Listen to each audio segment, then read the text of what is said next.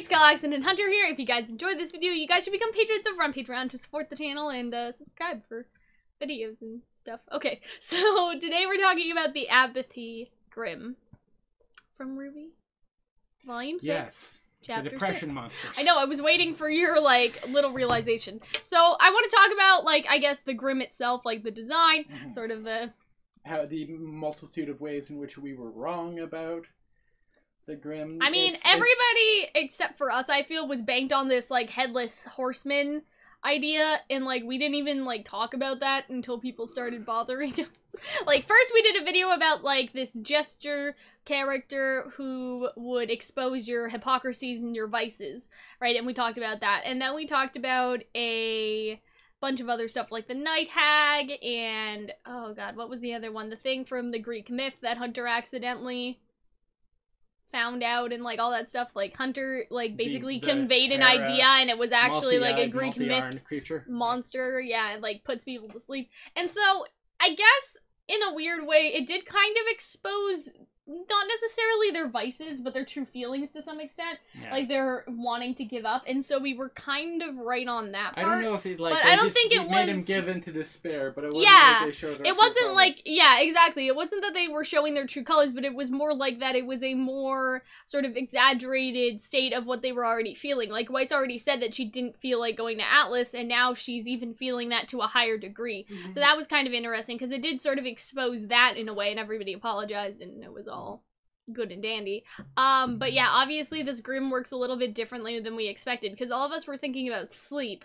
None of us were thinking about depression. I mean, that's just how it is, right? Visually, like, all of us were thinking about, oh, they fell asleep and could never wake up, but it wasn't even that. It was that they were so tired that they just didn't feel like getting up, and so they starved to death. Like, those are the implications there, right? That they were too tired to even make themselves, like, eat food. They just withered away. Like, they just lied in bed. Like, Blake at the end is just sort of like this. Right? And so they just lied in bed and, like, starved and died. Like, that's basically what happened to them, right?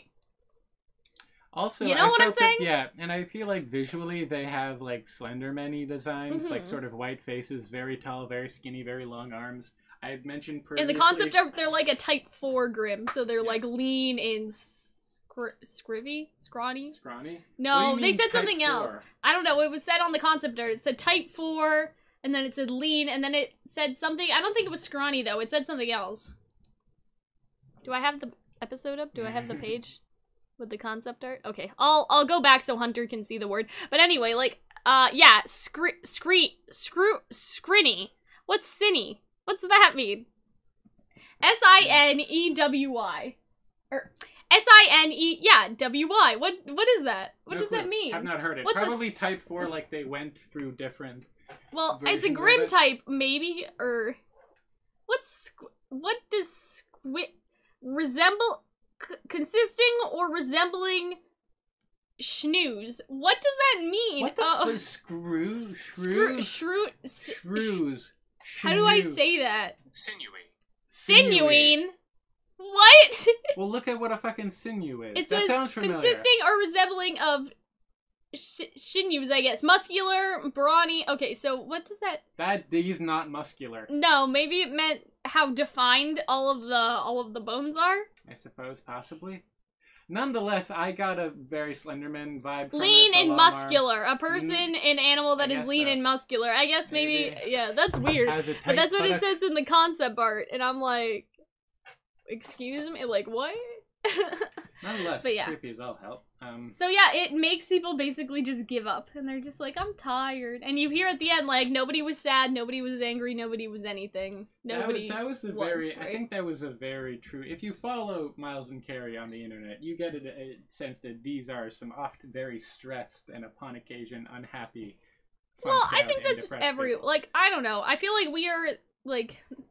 Probably one of the generations with the most depression. And I don't mean that, like, in a, like, people are like, oh, depression's just a made-up thing, it's only happening with you, millennial. Like, no, I don't mean it like that. Recognizing it more, and also we're, like, I feel like we're just constantly in bad situations. Like, I was reading something the other day that millennials don't spend as much money because they have no money, because they're poor, and that's breaking the economy or something. And so, like, I feel like that we're just sort of in an age where maybe...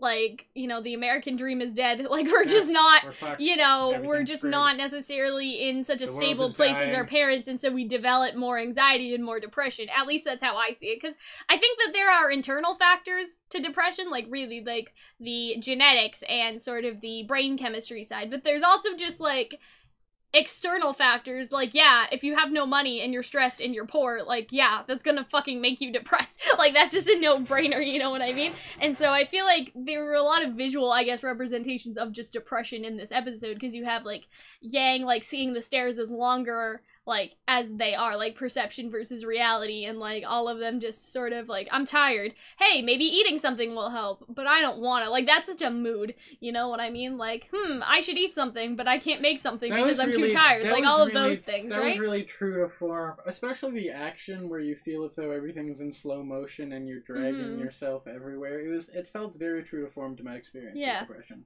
Oh, and But I was you gonna stop- say, right, Miles and Kira, I don't think that they're, like, unhappy people, but, like, No, obviously, but I'm upon pretty sure they occasion- probably suffer with the little upon occasion, depression. You know, we upon all suffer occasion with a on- little depression, at least on I Twitter, think so. you see, like, okay, all right, I can spot one a mile away. I also think, too, like, I don't know, I feel like artists just, for some reason, have a, how am I so, like, a disposition to being depressed. I said, No, I mean, like, with you, like, I guess YouTubers and with, like, people that are just locked in their basement for a long time working, right? So artists and YouTubers and writers and people that are, like, also, isolated and all earlier, that. it's like, not even isolation. I would argue that oftentimes with artists, and the stress of the not having a stable, yeah, more so than that. you know, it felt, all of that stuff It together. felt very. Why are you sticking a pen in your ear? Are you just scratching? I'm your scratching wig? my wig.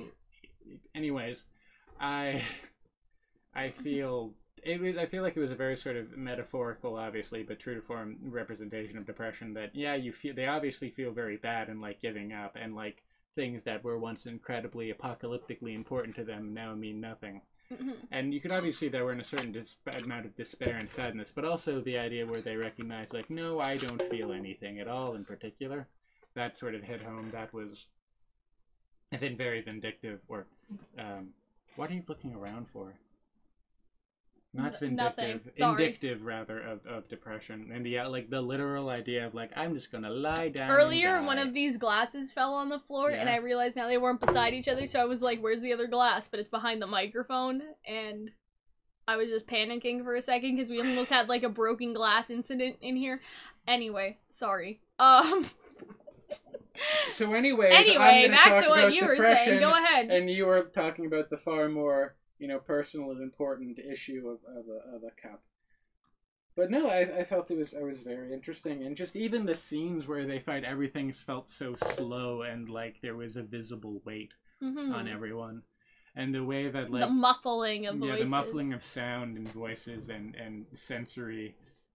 And I think it's interesting that Blake is the first one. I guess she's the closest to them, so it makes sense. But I feel like she's also been through some shit. Yeah, and so her and Weiss. Her giving up. Although to be fair, like I find it interesting that RWBY is because Yang tried to climb up the stairs and she still had it in her, and like you know what I mean, like for a minute. So it seems like RWBY is the least likely to give up, if that makes sense. You know what I'm saying, Hunter? Yeah.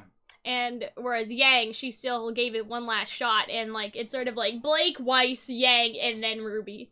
Sort of, like, that's how susceptible they are. Meanwhile, Crow just seemed to be acting that way because that's his normal state when he's drunk. I mean, obviously, I think the Grimm had affected him, but it seems like it was more himself, and I thought that was kind of interesting. But yeah.